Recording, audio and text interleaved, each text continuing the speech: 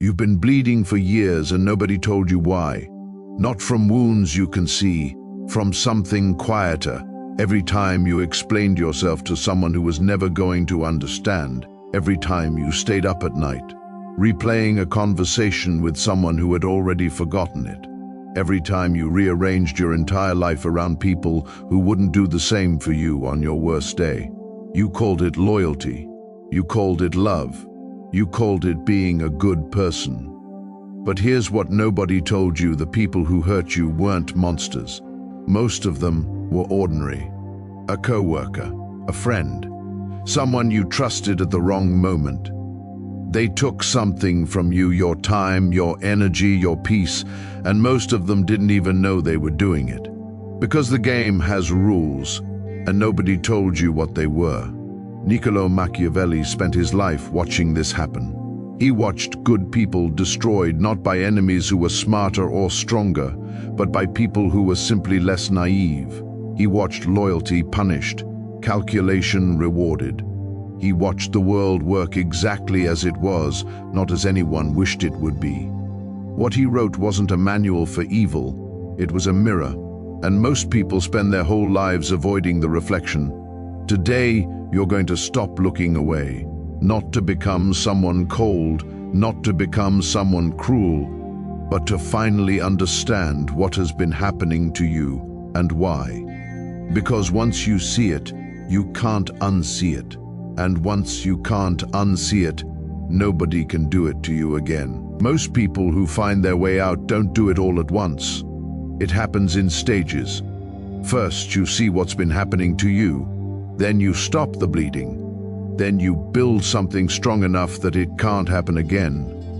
What I'm going to walk you through are 7 laws principles that Machiavelli studied and refined over 500 years ago, and that every person who has ever become truly untouchable has understood since. Not tricks, not tactics designed to hurt people back. A map, one that separates the ones who keep getting consumed from the ones who finally stop. You don't have to be ready for all 7, you just have to be ready for the first one. Law 1, your attention is currency. Stop spending it on people who give you nothing back. Think about the last time someone disrespected you. Maybe it was a message, a comment, something said in a meeting that wasn't quite an insult, but wasn't quite not one either. And you felt it land. You felt that small drop in your stomach. And then without even deciding to, you started thinking about it. On the drive home, in the shower, at 2 in the morning when you should have been asleep. You gave that person hours of your life, and they were probably asleep by 9. Every time you give someone your response, your time, your emotional energy, you are making an investment. And like any investment, the only question that matters is, what's the return? When you respond to someone who disrespected you, what's the return? When you spend 3 hours replaying a conversation with someone who forgot it by lunch, what's the return? The answer is nothing. Less than nothing, because you've paid a cost with 0 gain. The most selective people in any room are never the ones who react to everything. They're the ones who make the rest of the room feel like access to them is something that has to be earned. Not because they're cold, because they've learned what their attention is actually worth, and they've stopped treating it like it's free. Before you give anyone your response, your time, your emotional energy, stop. Ask one question: does this deserve it? Not, will they think I'm rude if I don't respond? Not, should I be the bigger person? Just, does this deserve it? If the answer is no, you move on. No guilt, no explanation, no second thought. Guard it like it's the most valuable thing you own. Because it is. Law 2, silence is not weakness. It's the move they never see coming. Picture this. Someone sends you a message designed to get under your skin. Maybe it's a former friend who heard something about you and wants to let you know they heard it. Maybe it's someone at work who copied you on an email they didn't need to copy you on just to make a point. Maybe it's an ex who reached out with something that looks like small talk but isn't. Your first instinct is to respond, to defend yourself, to clarify, to make sure they know the real version of events, because the idea of them walking around with a wrong impression of you feels unbearable. But think about what a response actually does. It confirms that the message landed. It proves that their words had enough weight to pull you in. It gives them data. They now know exactly which button to press to get a reaction out of you. And anyone who has that information will use it again. Now imagine you don't respond at all. You read it. You feel whatever you feel. And then you put the phone down and go back to your life. What happens to them? They check to see if you read it. They check again. Maybe they send a follow-up, something casual, something that pretends the first message was nothing, because the silence is eating at them. They expected a reaction and got nothing, and that nothing is working on them in ways that words never could. The uncertainty is its own punishment. You didn't deliver it. They built it themselves out of your silence. Silence is not the absence of power. It is power, concentrated. Choose your silences with the same care you choose your words, because in the right moment, nothing you can say will be as powerful as what you don't. Law 3. Cut the people who drain you. This isn't abandonment, it's survival. You know the feeling. You see their name on your phone and something in you drops. Not because you don't care about them, maybe you do, maybe you used to, but because you know what's coming. Another crisis. Another situation that somehow only you can help with. Another conversation that will leave you feeling hollowed out while they feel temporarily relieved. And you answer anyway, because you're a good person, because you don't want to be the one who wasn't there. Because somewhere along the way, being needed became part of how you understood your own value. But here's what you haven't let yourself see: they're not getting better. The problems aren't resolving. The crises keep coming, not because their life is uniquely difficult, but because the crisis is working. Every time you show up, you teach them that needing you is the fastest way to get your attention. You have accidentally built a system that rewards dependency. And you are the one paying for it. There are also the ones who don't look like a drain. They look like friends. They show up for the good moments. But there's a pattern you've been ignoring. Every time you're around them, something in you gets a little smaller. They have a way of making your wins feel smaller than they are. Your doubts feel bigger than they should. Your confidence feel like arrogance. It's never one thing. It's 1,000 small things.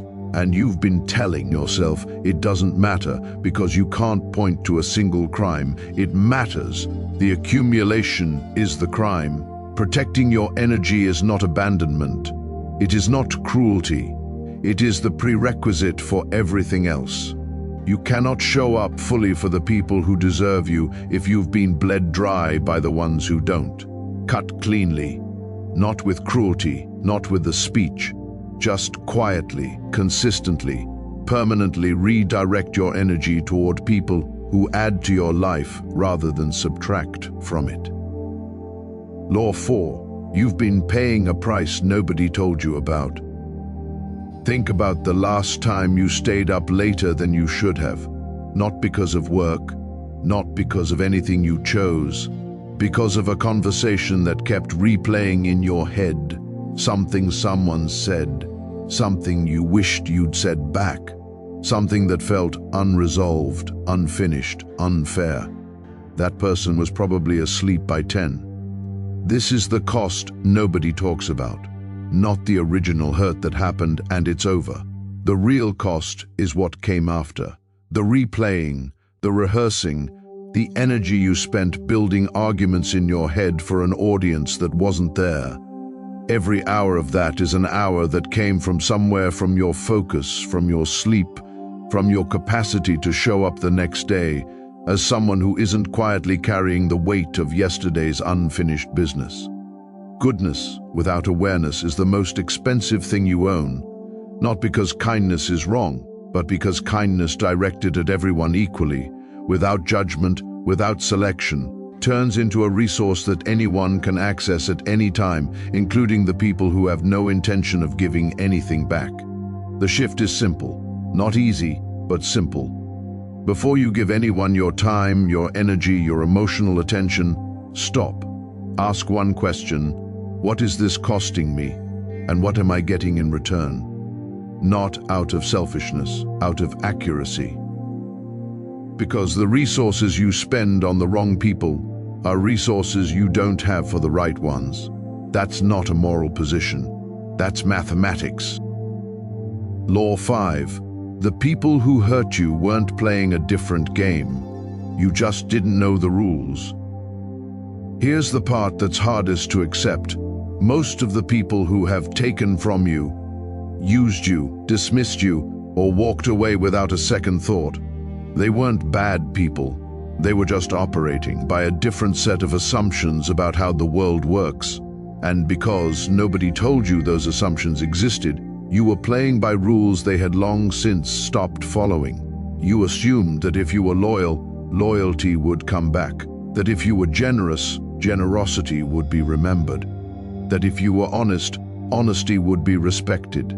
These aren't foolish assumptions, they're the ones most of us were raised with. The problem is that not everyone was raised with them. And some of the people who weren't have learned that the ones who were make very reliable sources of time, energy, and emotional labor. Machiavelli didn't write The Prince because he wanted to create manipulators. He wrote it because he watched what happened to people who didn't understand that manipulation existed. He saw idealism weaponized.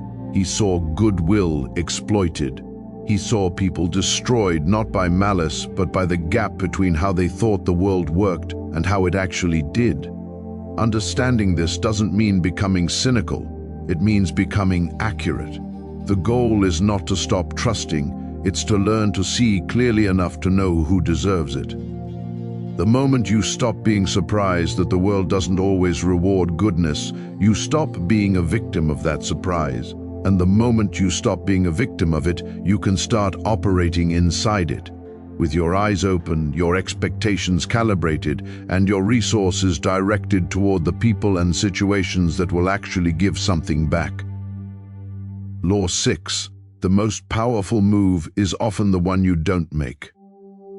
You find out that someone has been talking about you. Not to your face, of course not. Through channels, mutual friends, the kind of whisper campaign that's designed to be deniable. And every instinct you have is screaming at you to do something. Reach out, defend yourself, get your version of the story out there before theirs takes hold. Don't. Here's what happens when you engage. You confirm that it's getting to you. You spend enormous energy on a narrative you don't actually control. You make the situation bigger than it needed to be. And the people who were only half paying attention suddenly become very interested. Because your reaction told them there was something worth paying attention to. Here's what happens when you don't engage. You keep showing up, with integrity, with results, with exactly the same quality of work and character you had before any of this started. And slowly, not immediately, but slowly the story that doesn't match reality starts to fall apart on its own. Because reality is patient. It doesn't need your help, it just needs time. The people who matter already know you. The people who don't know you well enough to see through a rumor were never really in your corner to begin with. This is what Machiavelli meant by strategic inaction, not passivity, not resignation. The deliberate, disciplined choice to conserve your energy for battles that can actually be won, and to let the rest resolve itself the way most things do. If you simply stay out of the way, your peace is not weakness, your stillness is not surrender. They are the signals of someone who has stopped fighting battles that were never worth their time, and started saving that energy for the things that are. Law 7. Every choice you make is building something. Make sure you know what There's a version of you that you've caught glimpses of, in the moments when you didn't explain yourself and it turned out to be fine. In the moments when you walked away from something that would have consumed you and felt lighter instead of guilty. In the moments when you chose yourself quietly, without announcement, and realized the world didn't fall apart. Most people live in reaction. Something happens, they respond. Someone says something, they feel something. Day after day, year after year, their life takes the shape of whatever the world throws at them, not the shape of anything they deliberately chose. And then one day, they look up and wonder how they got here. Here's what nobody tells you about the choices you're making right now. The decision not to react, the decision to walk away, the decision to protect your energy instead of spending it on someone who was never worth it. These aren't small things. These are the things that add up, that compound, that quietly, over time, turn into the person you become. The person you're becoming is not a distant future project. It's being assembled right now, in real time, out of the choices you make today. Every time you protect your attention, that's a brick. Every time you hold your silence instead of reacting, that's a brick. Every time you cut someone who was draining you, that's a brick. Every time you choose yourself quietly without needing anyone to witness it, that's a brick. You don't see the building while you're laying the bricks. That's the nature of this kind of work. It's invisible until it isn't. And then one day something shifts. Someone tries the old tactics and they don't work anymore. Someone tries to define you and finds there's no room because you already filled that space with something real. Someone tries to drain you and discovers the well has boundaries now. That's not something that happens to you. That's something you built, brick by brick, choice by choice, in the quiet moments when nobody was watching and you chose yourself anyway. Machiavelli didn't write about monsters. He wrote about survivors, about people who looked at the world clearly enough to stop being destroyed by it, not by becoming harder, but by becoming wiser. By learning, finally, what to protect and what to let go. That's what this is. Not a guide to power over others. A guide to power over the one thing you've always had the right to govern yourself. Every choice you make from here, every time you protect your attention, hold your silence, cut the drain, stay unreadable, refuse the battle, choose yourself as a brick, and you are building something. Quietly, consistently, in the direction of a version of yourself that doesn't need the world's permission to be exactly who you are. You're not most people, not anymore. If this video said something you've needed to hear for a long time, hit that like button. Share it with someone who's been giving too much to the wrong people. And if you want more content that tells you the truth about how the world actually works, subscribe and turn on notifications. We're just getting started. Before you go, drop this in the comments right now. I am the last one to know, and now I know. Speak it into existence. I'll see you in the next one.